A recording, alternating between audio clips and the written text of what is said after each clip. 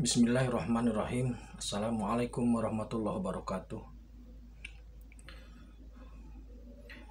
Dengan seraya memanjatkan puji dan syukur, semoga kita selalu ada dalam lindungan, rahmat, dan ridho Allah Subhanahu wa Ta'ala. Subhanallah walhamdulillah astagfirullah wallah Allahu akbar.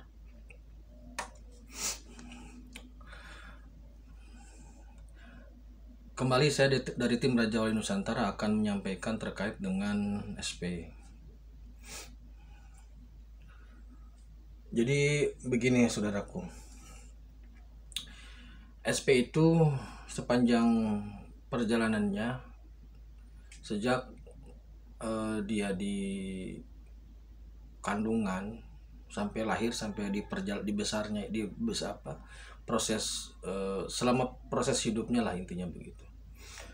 Dia selalu didampingi oleh Kanjeng Sunan Kalijaga. Kalau ada yang bertanya kenapa Kanjeng Sunan Kalijaga selalu mendampingi, karena beliau memegang Wahyu Cakraningrat, mempunyai lisensi Wahyu Cakraningrat. Sedangkan Wahyu Cakraningratnya sendiri sampai saat ini ada di Sultan Hadiwijaya.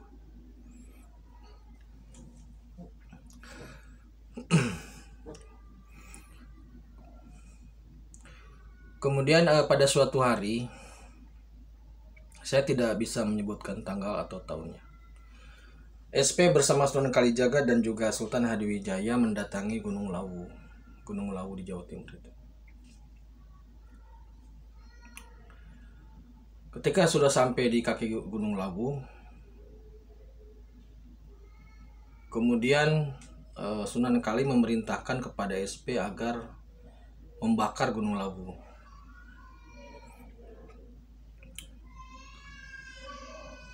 Nah, kemudian SP bertanya pada Sunan Kali, Kanjeng Sunan, gimana cara bakarnya?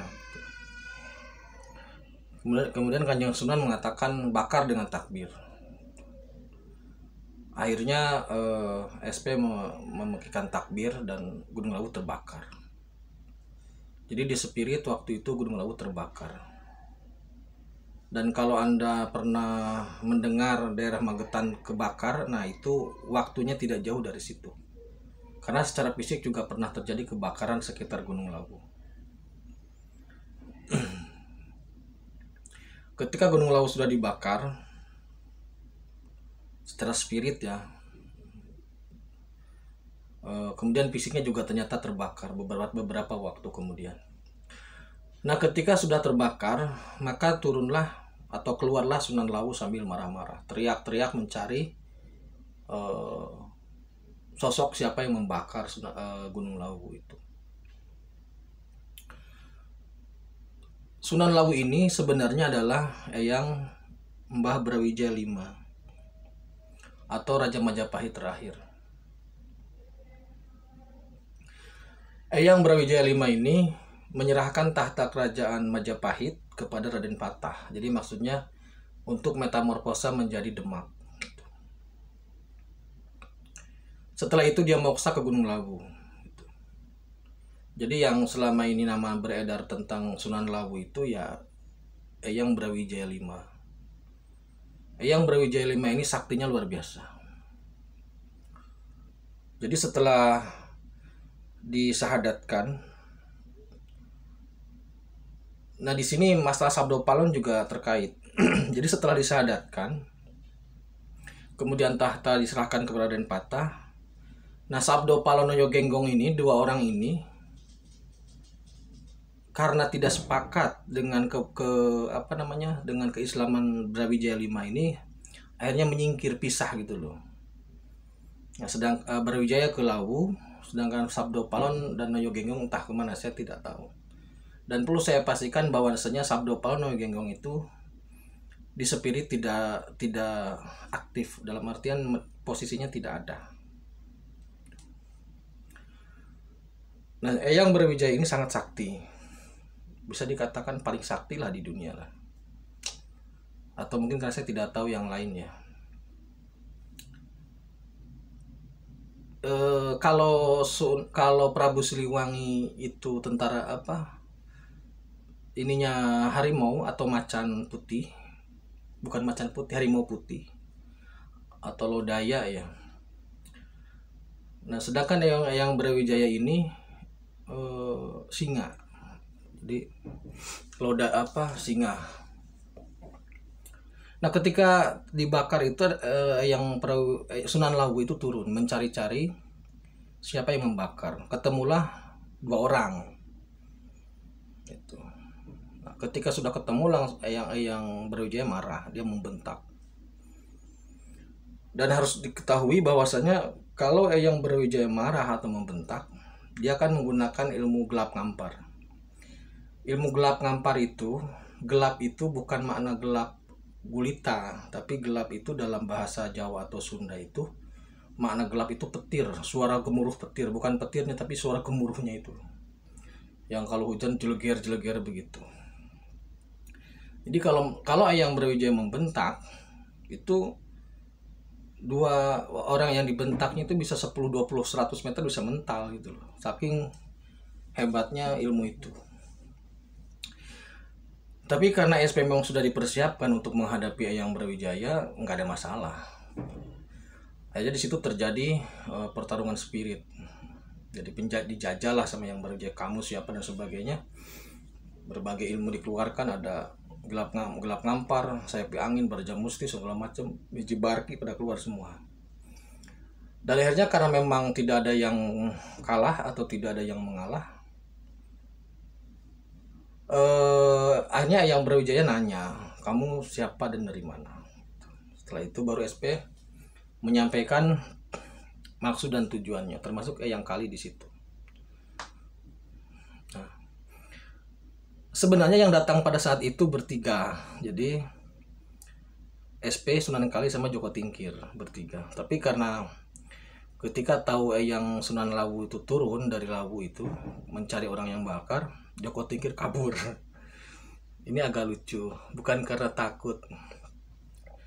Ya takut juga sebenarnya, karena dalam spirit Eyang Brawijaya ini kakeknya Joko Tingkir. Kakek buyut, jatuhnya kakek buyut. Jadi dalam sejarah spirit, Brawijaya punya anak Raden Patah, Raden Patah punya anak Kebo Kenongo, Kebo Kenongo punya anak Trenggono punya anak Joko Tingkir gitu. Di spirit strukturnya seperti itu.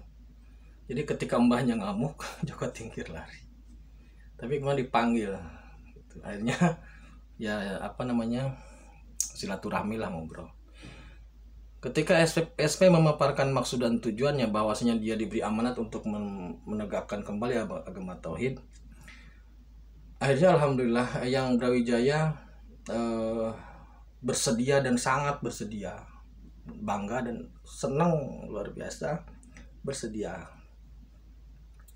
Namun Eyang Brawijaya meminta syarat. Syaratnya apa? Eyang Brawijaya ini bermasalah, seperti halnya Prabu Siliwangi. Pada saat Prabu Siliwangi moksa, dia sudah Islam, tetapi bermasalah dengan tauhid karena kesaktiannya, sehingga tidak bisa menembus langit. Eyang Brawijaya pun sama. Ketika dia moksa di Lawu, karena kesaktiannya itu, dia tidak bisa menembus langit. Akhirnya Eyang Brawijaya meminta kepada SP untuk disempurnakan tauhidnya, dan alhamdulillah tembus. Maksudnya selesai urusan tauhidnya. Nah, Eyang Brawijaya ini dalam struktur SP masuk ring 1 sebagai pengelola keuangan. Jadi keuangan atau harta Allah yang dititipkan kepada Nabi Sulaiman secara turun-temurun itu sebenarnya ada di 3 tempat. Satu ada di selatan, itu dijaga oleh Kanjeng Ratu Kidul atau Ratu Bilqis. Yang kedua ada di Gunung Lawu, itu yang dijaga oleh Sunan Lawu atau Eyang Brawijaya 5.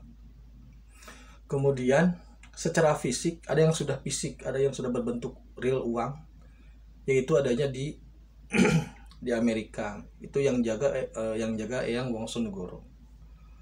Wongsonegoro ini bukan nama tapi jabatan. Jadi sebenarnya struktur uang dunia itu dikuasai oleh orang Indonesia. Jadi selama ini perlu saudara-saudara ketahui, hak kuasa tentang dana dunia itu ada di Soekarno. M1 itu Soekarno, Monetary One itu Soekarno. Dia pengguna kuasa anggaran keuangan dunia. Bahkan ini luar biasa hebat. Nah, pengelola keuangannya, maksudnya penjaga hartanya itu ya Wongsonegoro. Dia ada di Bank Dunia. Nah, pengguna anggarannya itu di The Fed. Itu dari situlah semua dana didistribusikan. Itu. Nah, kekayaan yang ada di Lawu, kenapa dijaga oleh Eyang Sunan Lawu? Karena memang beliau paling sakti. Nah, ketika mendengar SP mau menggunakan dana ini, minta bantuan untuk bersama-sama mengolah dana amanah ini untuk kepentingan umat, Eyang Sunan Lawu bersedia, sangat bangga. Itulah. Dan kekayaan yang ada di Sunan Lawu atau yang ada di Gunung Lawu yang dijaga oleh Sunan Lawu Eyang Brawijaya V itu nilainya sangat besar, jauh dari nilai yang ada di selatan ataupun yang ada di Bank Dunia. Ini real spirit terlihat, bentuknya bukan emas, di atas emas, bentuknya berlian. Jadi kalau mau coba-coba cari uang, cari berlian ke Gunung Lawu silahkan. Itu jadi nanti pengelolaan uang, pengelolaan harta itu insya Allah didampingi dan memang sudah bersedia akan didampingi oleh Sunan Lawu atau Eyang Brawijaya. Saya sudah sampaikan di ring satunya bahwasanya pengelola keuangan itu didampingi oleh Eyang Brawijaya. Jadi nanti SP posisinya pengguna, kuasa pengguna, Eyang Brawijaya pengelola. Jadi dia yang berhak untuk mengatur kesana kemari. Sedangkan selatan ya jaga, yang ada di selatan dijaga tetap oleh Ratu Bilqis atau Ratu Pantai Selatan. Seperti itu yang bisa saya sampaikan terkait dengan Sunan Lawu. Kayaknya untuk Sunan Lawu cukup. Insya Allah beliau juga orang yang soleh, dan alhamdulillah banyak tokoh. Jadi tokoh-tokoh besar seperti itu pun masih peduli kepada Nusantara. Kenapa? Yang masih hidup, masih fisik seperti kita, terkesan tidak peduli. Oleh karenanya mari sama-sama berkarya sesuai dengan proporsi masing-masing, dengan tetap menjaga tauhid, tetap bersama-sama menciptakan karya agung Allah gitu loh. Jadi goalnya tetap ke tauhid. Terima kasih. Assalamualaikum warahmatullahi wabarakatuh.